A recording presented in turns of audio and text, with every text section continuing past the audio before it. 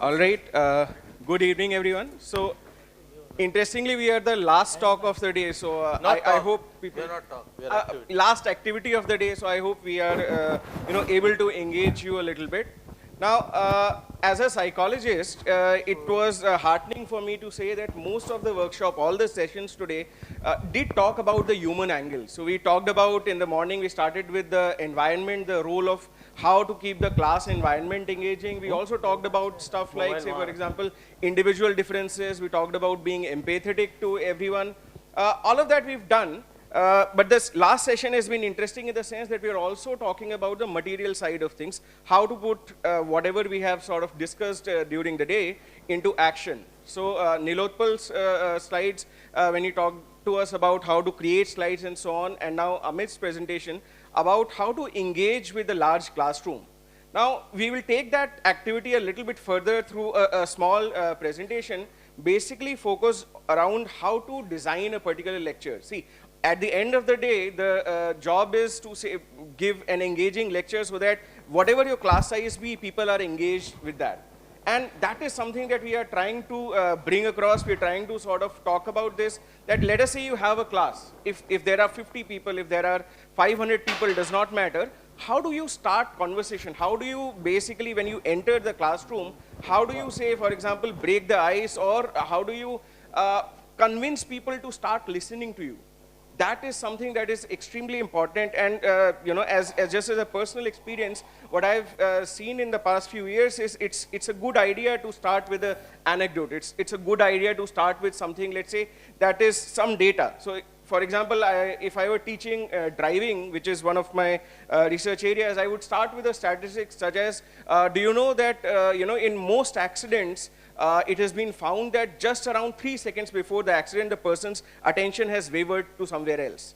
Or say, for example, if you want to talk about human factors, you can talk about the fact that almost more than 80% of the accidents, road accidents that take place, they actually have been because of some kind of human error and not because of the vehicle or the traffic conditions or something like that. So people are generally able to do that. You can start with a very provocative thing as well. You can start with something like an activity. So I was teaching speech production one day, and I called, in my UG class, around 250, 270 students. I called two people and I said, okay, start having an impromptu conversation. Now the thing is, once they've had the conversation, you can be slightly scandalous as well. So I call a guy and I call a girl and I say, okay, if you're meeting this girl somewhere alone, how do you want to sort of start the conversation? You are meeting this person, how do you say, for example, say the first few words? Now the thing is, when they start this activity, and after that what I do is I'll ask them to break it down into what went through their mind, what are the basically planning stages in production of speech, and then I make them discover that, okay, you did this is conceptualization, you did that was formulation, and then you finally executed, you created the sound waves that basically, disturb the air around and were listened by somebody. Similarly, when you have the body, how do you organize, how do you systematically deliver a lecture, which can a lot of times, as somebody was saying, can be extremely boring sometimes. The subject matter that we deal with is a lot of times rather unengaging, and sometimes as teachers you would also know कि यार आज वाला topic तो थोड़ा सा ठंडा है, ठीक है? So finding ways to sort of organize it in such a way that it engages and keeps on engaging. The conversation lines between the two sides are open. So this is basically the overview of the kind of activity we are going to have today. Prof. Upadhyay here will actually demonstrate, and he'll give you a bit of a preface about this activity. And then we'll have a small breakout session where we'll ask you to pick up any topic of your choice and deliver a small, basically make a small lecture, just the first 2 or 3 parts, and then we'll have a discussion on that. So over to Prof. Upadhyay. Okay. Thank you. Fag end of the day. I can see everybody is kind of tired. I want to start with a graph. Okay. You have to understand what you are dealing with. This is actually just after our midsem. This is a class at IIT Kanpur, 75 students in the class. Look at the marks distribution out of 30. You are not dealing with people who are all understanding everything and delivering to the levels that you think they should be delivering. Okay. So with that, we are also we are in this business of trying to shift this peak more towards this side. Okay, doesn't happen. So I'll just very quickly recap all the things that we have said. Learning has a certain structure. There's something called Bloom's taxonomy, which goes from lower order thinking to higher order thinking, from remembering, understanding, applying, to analyzing, evaluating, and creating. And different talks actually address those various parts. Also, how do you learn? How does a student learn? And we talked about Gen Z, we talked about PG students. They all of us fall in one of these brackets when it comes to processing information, whether we are active processors or reflective processors. That is, we think about it post facto, or we simply serially process information. Then how do you prefer to take in information? That's important for us to understand as teachers, that look, different student groups would have different preferences. Some would like concrete examples, figures, facts, colors. Some would like abstraction. Okay, they love abstraction. For them, the aha moment comes very differently as compared to the others. How do you prefer information to be presented? As we said that some would like. So we had a very nice survey, and that survey came out with this data that students do have different preferences, but Blackboard seems to be one major preferred style. PPTs are also pretty good. Okay, so PPTs would be for the visual learners. Verbal learners are ones who would like the written and the spoken word. Okay, and then how do you prefer to organize information? Some like to organize it sequentially. Some try to it's very chaotic, and then things fall in place. Okay, so this is the more profound or the deeper kind, the global, and the sequential learner are the regular learners that we have. So I don't want to go any further in that. What we'll talk about, we'll do in this activity is basically executing a lecture. Okay. For this, I'll give some general guidelines, and after that we'll go into the structure, how we are going to go about it. So this is a heavy, full slide, but not too much information. So a lecture is pretty much broken into 3 parts. I'm sure all of you as teachers would understand this. Introduction part, which is a takeoff, 3 to 5 minutes you give. So if it's a 50-minute lecture, you break it into these pieces. Introduction is 3 to 5 minutes, which has a part called a hook. That is, you grab attention of the students by starting off with a short story, by anecdotes, a thought-provoking question, a provocative statement, a quick mental or paper quiz. Ask a question, throw a question at them, set the stage, explicitly state the learning objectives for the day, give a trailer of the show. And the third part in this thing is connect. Briefly review, this is important, what you have done till now, explain the importance of the coming lecture, okay, with real world scenarios. Especially for engineering courses or science courses, this is very important. The second part is the main body, that's when you're cruising. So you have taken off as a lecturer, you're now cruising. This you give roughly 40 minutes, actually depending on what you give here and here. And this you break. See, normally we go and ramble. A lot of us do that. A lot of us use PPTs, and we have to finish this set of PPTs at the end of the lecture, by the end of the lecture. That's not how it should be done. I mean, we are all guilty of it, but normally the lecture should be broken into 2-3 major subtopics, and each subtopic should have 1 or 2 major points that you want to make. Okay? And focus on the key concepts with clear explanations. Do not overload. Sometimes we go into these derivations which are long, or we are writing away to glory and asking students to take down notes forever. Okay? I had an instructor with whom 40 lectures I only took down notes. I never saw his face also. Okay. Activity breaks. Get students involved through neighborhood group based discussion on a question. I think this is where, contrary to what IIT Kanpur has, everybody is a competitor, but this is what we should be doing. Instant paper. Make students write down their most important learning and what went at a tangent, what they didn't understand. synthesis. Ask questions to emphasize connection between the subtopics and the bigger picture. And for that, we also have to understand the bigger picture. And part 3 is the landing, that is, you conclude 3 to 5 minutes, summarize, review the main points covered. So you have to keep that time, saved. You don't suddenly there's an abrupt end to the lecture. Oh, the bell has gone. We are overshooting. Review the main points covered and ask leading questions that roll into the next lecture. Okay. Ask students to summarize key takeaways, final questions, and food for thought. Let them think. So you have to be the conductor of the show, more like of the opera. Okay. Move around. You should have eyeball and expression reading. You should be able to do it as a teacher. Vary pace to align with mood and learning rate. Give practice problems or assignments immediately. Use visuals effectively and efficiently. So this was a small, this thing, I need to play this video.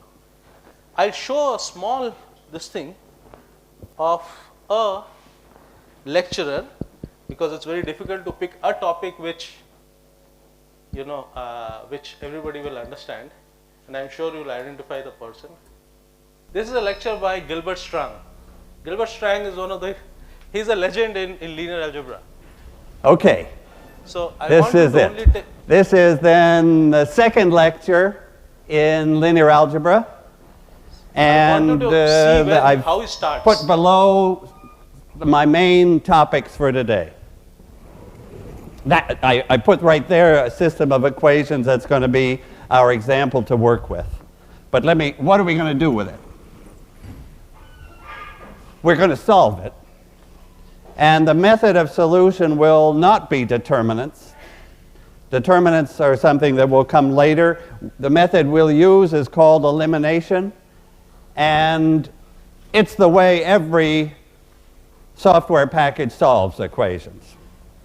And so, and elimination, well, if it succeeds, it gets the answer. And normally it does succeed.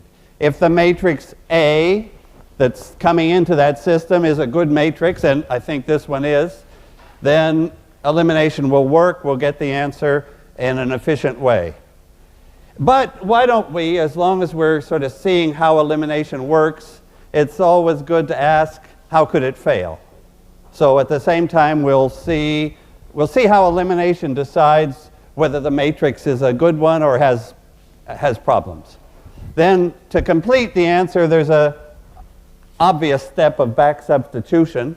In fact, the idea of elimination is, you would have thought of it, right? I mean, Gauss thought of it before we did, but only because he was born earlier. It's a natural idea.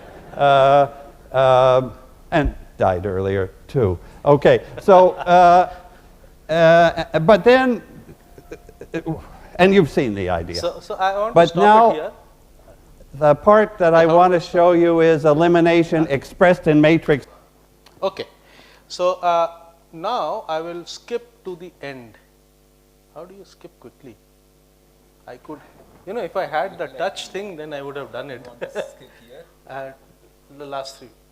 Last 3 minutes? This is last 3 minutes. That undoes. Now I'm talking, that showing step. you the end, how he is concluding. So what was that step? The step was subtract 3 times row 1 from row 2. No, I want to. Let me just go this. Sorry. Yeah. Inverses. So he wants to introduce the next topic at the end of this lecture, which is inverses. Okay, and I'm just going to take one example and then we're done. The example I'll take will be that E. So my matrix is 1, 0, 0, minus 3, 1, 0, 0, 0, 1. And I want to find the matrix that undoes that step. So what was that step? The step was subtract 3 times row 1 from row 2. So what matrix will get me back? What matrix will bring back, if I started with a 2, 12, 2 and it changed it to a 2, 6, 2 because of this guy, I want to get back to the 212 too. I want to find the matrix which undoes elimination, the matrix which multiplies. I'm done with this part. So what I wanted to show through his lecture, Gilbert Strang's, this lecture is one of the most watched linear algebra lecture on earth. Okay? And in this, if you see, he's using the blackboard, he's using the patta, not even our kind of a chalk. Okay? And he has very clearly divided his lecture into 3 parts. The takeoff part, the cruise part. I didn't show you the cruise part, it's the big body of it, where he's talking elimination. And then the last part, where he has kind of finished with elimination and is introducing what next, that is finding inverses.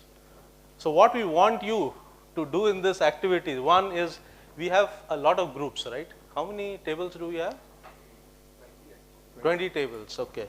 So what we would like that possibly, we would like to have 6 groups out of this 20 tables. Yeah, so we can basically have 3 parts of the room, and maybe people can collaborate across tables, have around 6 to 7 groups, maybe that should work. 6 groups, not 7. 6 groups, let us say. And then what we will do is, we will break out for 15 minutes. You pick up a lecture of your choice and try to basically organize it in the 3 parts that we were talking about. So create a lecture plan. Just a single lecture plan, take off, cruise and land. And you just have to sort of, let's say on paper, everybody has paper. So you can just make, say for example, how will you start, what will be the body, and how do you want to end. And once we've done with these 15 minutes, we'll call you to come and present, and then we can have a discussion around that. There is no dearth of the topic that you want to choose. So you can choose anything. Maybe think of this that you are basically talking to this audience or a first year UG classroom, so that it's sort of easy to and for everybody to understand. So we'll break out for 15 minutes now till 5:45, and then we'll have a discussion. And the bonus would be if you can give those first 3 minutes. You can actually talk for the first 3 minutes. That is the takeoff part for that lecture. Okay, that would be fantastic. So you can just have around 6 groups. No, you can create those 6 groups better, or you can rearrange yourself if you want to.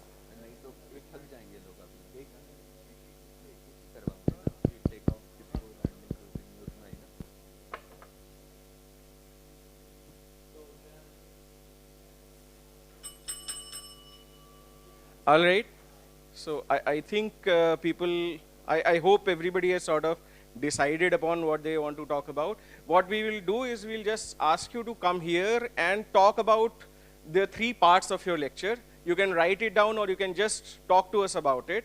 And let's say I'll just count. So we have 1, 2, 3, 4, 5 groups. All right.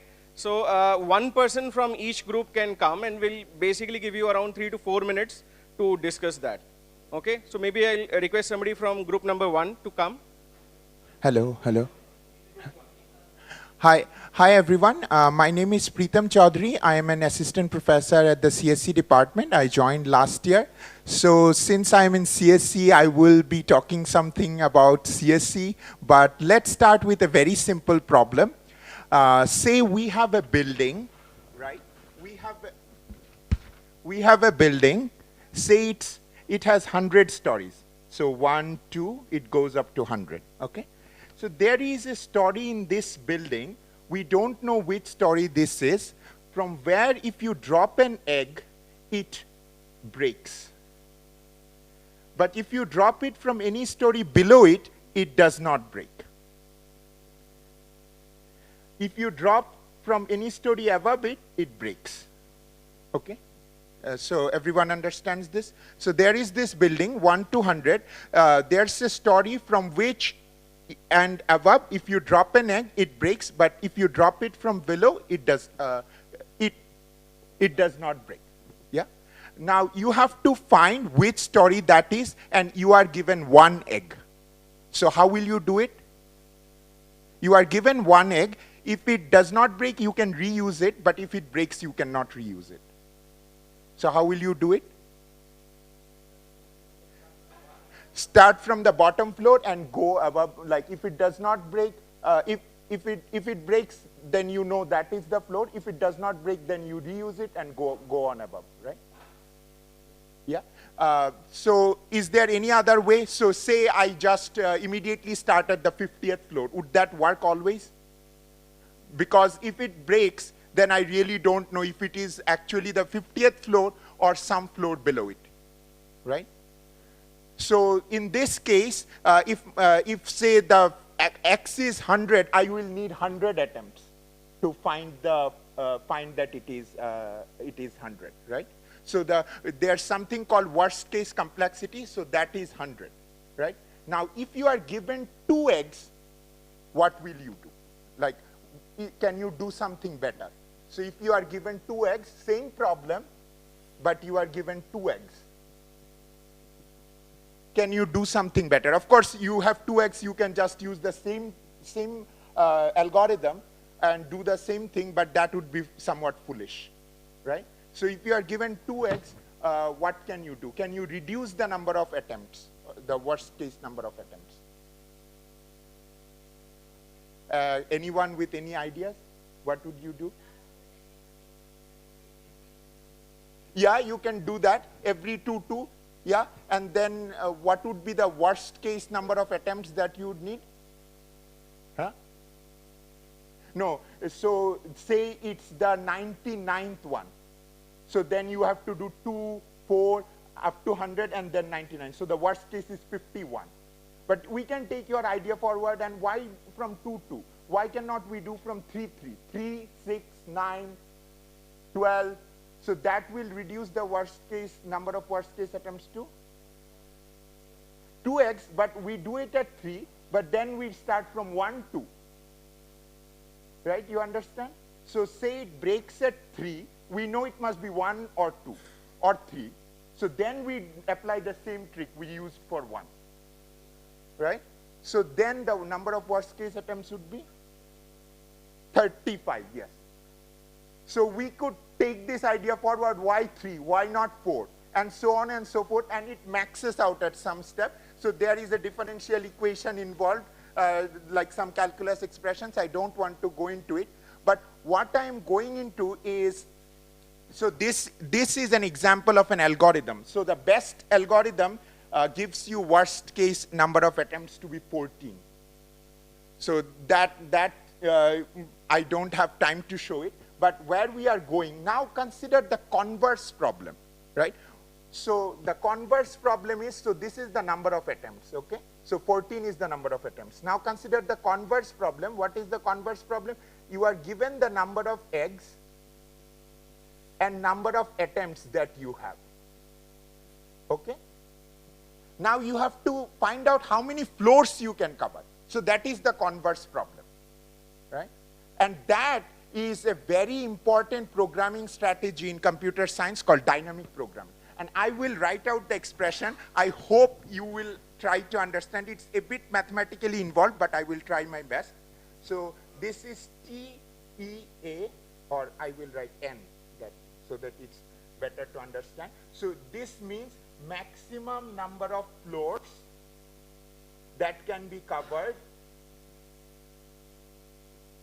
with E eggs and A attempts. Okay? So now I will write a formula for TEA. Okay? So TEA is the maximum number of floors that can be covered with E eggs and A attempts. Okay? So now say I drop it from this floor. Okay?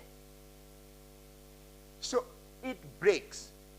Okay? Say it breaks. So how many eggs would I be left with? I would be left with E minus 1 eggs, and I would be left with A minus 1 attempts. So that's the lower part. And for the upper part, it does not break, so I am left with E attempts, E eggs, and A minus 1 attempts. And this floor is covered, so plus 1. So this is the equation that gives me how to find out the number of maximum number of floors. And this is an equation, dynamic programming equation. Yeah?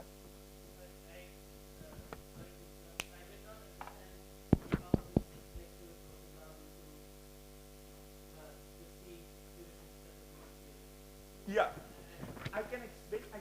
Yes. So this is the motivation. Do you agree that this is the motivation?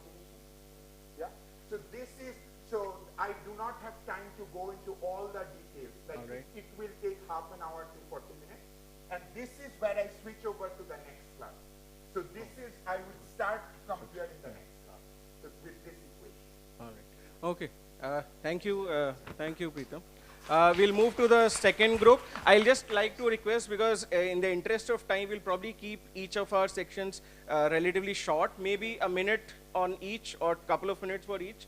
So 4 to 5 minutes at max. All right. Second group, if somebody would like to come.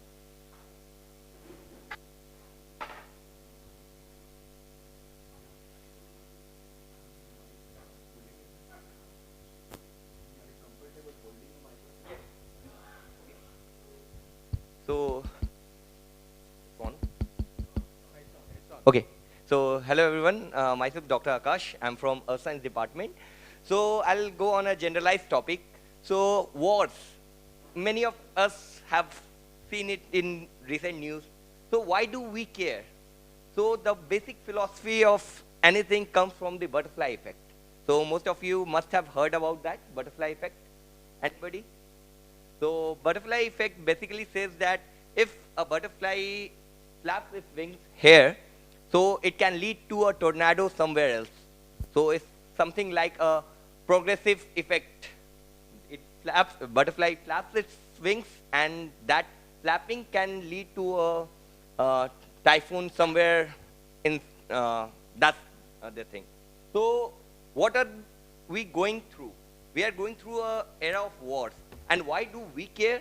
Because if it's a globalized world, and then we have the, so any audience can name recent 3 wars?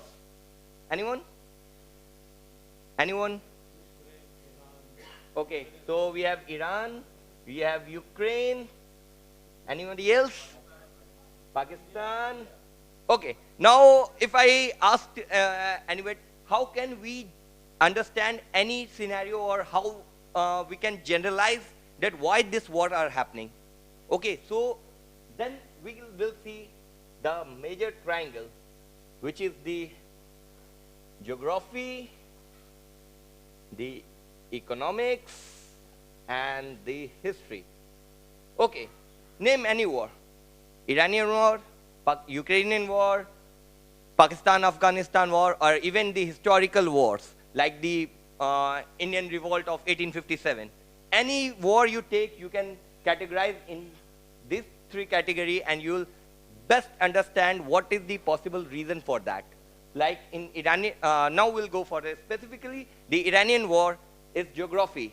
It is located in a place where you have 90% of the oil flowing through the Strait of Hormuz. The economics, since the oil and the energy security of every country is adapted with that, so the economy is involved.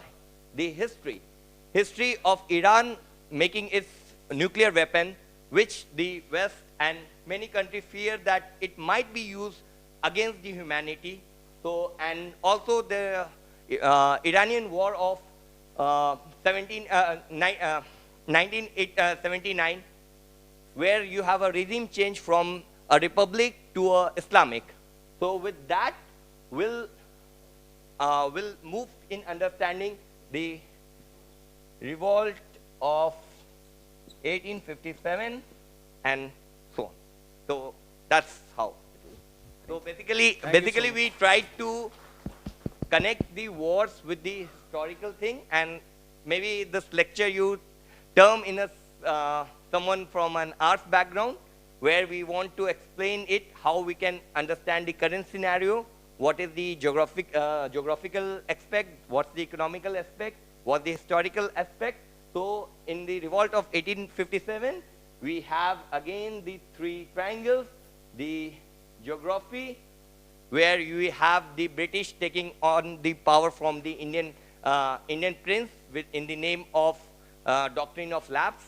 You must have heard the Rani Lakshmibai.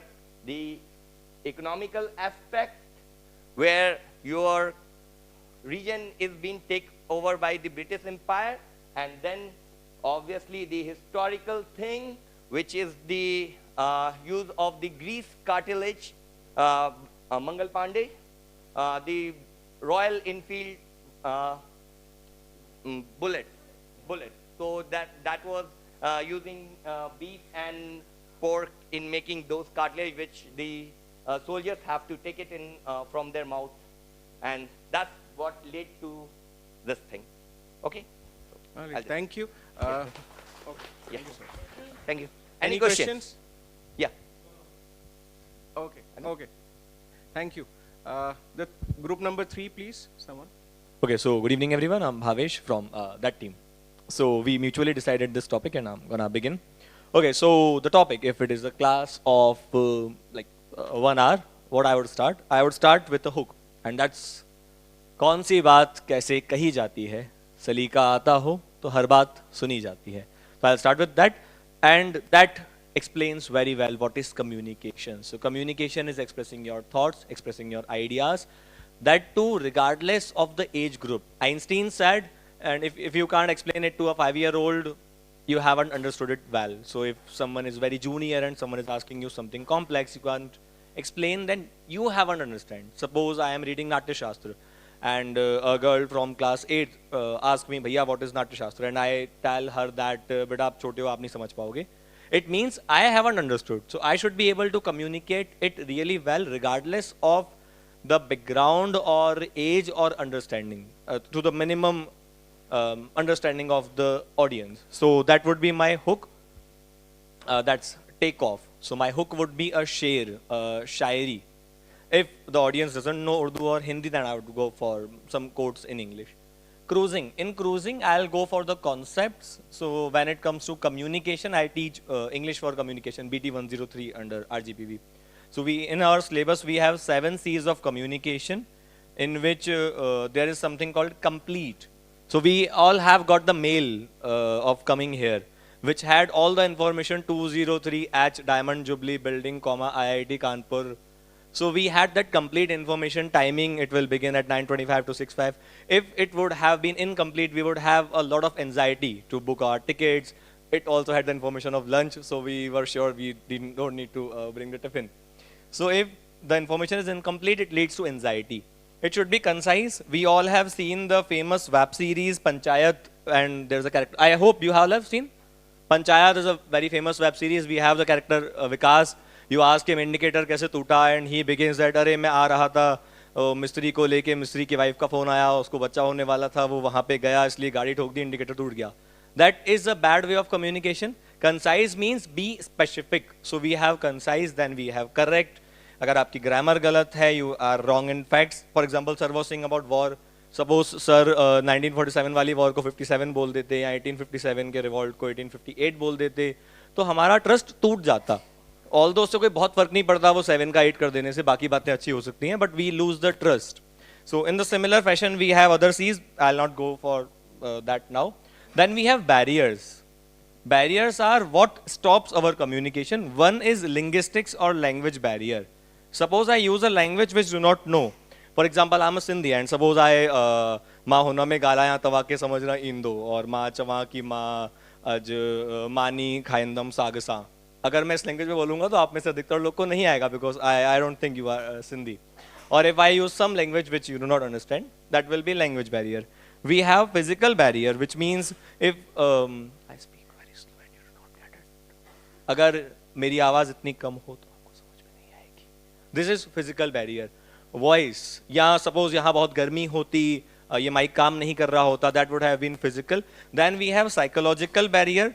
If you are not present mentally, for example, many of you are going to doze, बहुत लोगों का मन हो चुका है जाने का, बहुत लोगों ने प्लान कर लिया है, सैटरडे है, घर पे जाना है, पार्टी में जाना है, मैगी खानी है, कॉफ़ी पीनी है, जाते ही सो जाऊंगा, वेब सीरीज चलाऊंगा. तो if you are not present psychologically, that will be psychological barrier. That would be my main, like cruising, landing. If you have studied communication, the 3 things that should be in your communication is E, A, F. ये 2018 में मैंने पढ़ा था from my first job. That's E. In your communication, you should have energy. We all have seen the energy of Harbola sir especially. That energy, when after 2 days of conference, you can even say that I can speak for endless time when I met sir for the first time. Second is action. So we all have seen 2 activities. Action से जब communication होता है, तो you stay with that for a longer time. There was some code also, involve me and I will learn, teach me, I'll memorize. The last is feelings, which is somehow empathy. जब आप connect कर रहे होते हो अपनी audience से emotionally, जैसे कि सर ने बहुत बार कनेक्ट किया था कि तुम सोए नहीं होगे, तो दैट्स गुड कि एक ऑर्गेनाइजर आपसे फीलिंग के साथ पूछ रहा होता है, या क्लास में हम लोग पूछ रहे होते हैं, या किसी भी तरह के कम्युनिकेशन में जहां फैक्ट से ज्यादा फीलिंग की बात होगी, that would be good communication. So EAF would be the landing of my class. Thank you. All right, thank you. Yes, sir. Group number 3, if I'm going to take slightly different topic. So I'll start with takeoff. So in 1963, one of the most astonishing language scientists of all time, Noam Chomsky, made a remarkable claim that human language is too complex because it has these infinitely recursive structures, that it is unlearnable by machines, that machines can never learn human language. And this was a very important as well as a provocative claim. And one of the reason he made this claim was that because children have a poor stimulus, in the sense they do not get as many sentences as there should be to figure out those abstract rules. So that's why there must be some innate language acquisition capability in humans that makes it possible to learn language. So this claim that machines can never learn human language was basically set in stone for time, and decades passed by, and there were many scientific theories about this, and the Chomsky's position was fortified in time, and they couldn't move it even an inch or two. But interestingly, around 70s, 80s, a lot of engineering started happening in NLP and in understanding language in machines. And people started training machine learning models on a lot of data. Even then, until 2017, we couldn't make much progress. So, of course, some of the versions of OpenAI models, came even before 2017. But their understanding of language was really terrible. They failed at some very basic grammar rules, in identifying very basic grammar rules in language. But something remarkable happened in 2017 when we had this attention is all you need paper. And we got these transformer-based models. And suddenly, all these models, big models with huge training data, all these were struggling with language. Suddenly they found their voice, and they could explain even very complex structures of language. They could understand very complex structures of language. So basically, finally, it was time for the engineers to say that yes, machines can learn language. And in a series of papers, the Chomsky's position was seriously challenged. So they, for example, one of the previous paper, you can take a look. It's a very interesting paper by Piantadossi. It says that 6 of the important claims which were made by linguists are all challenged by large language models. So actually, well, having said that, we can say that the position that machines cannot learn language has been challenged. But an important question to ask is this, that what do we mean when we say that machines know a language compared to, let's say, humans know a language?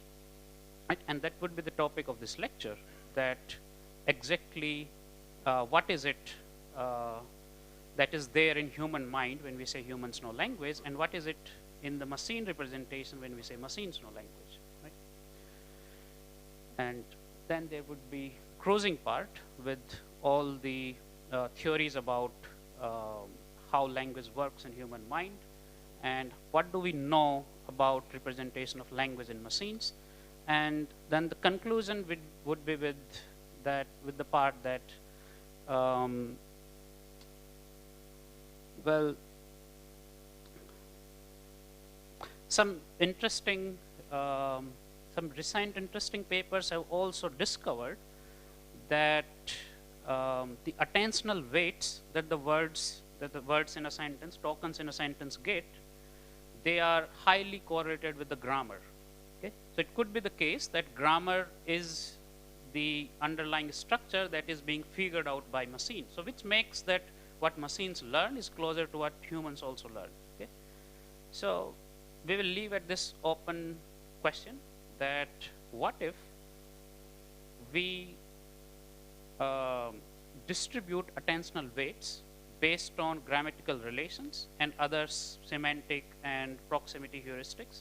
And what if we use those weights and a simple bigram model to make as accurate prediction as a large language model does? All right. Thank you, Himanshu. So we can have our last group number 4, please. I'm Shruti from Sathi project. I create content for the subject physics, so I will assume you to be my students. And so, sir, can it be bilingual? कल ना मेरे कुछ students ना scrap yard गए. Scrap yard आप समझते हो, कबाड़ खाना. तो वहाँ पे उन लोगों ने देखा कि एक क्रेन थी और वो ना एक कार को उठाकर और वो दूसरी जगह रख पा रही थी. वो लोग मेरे पास आए, उन्होंने मुझसे पूछा कि मैम ये कैसे हुआ, how was it possible. So I asked them that do you know about magnets. So they said yes. So I asked them, what are the different type of magnets? बताओ. What are the different types of magnets?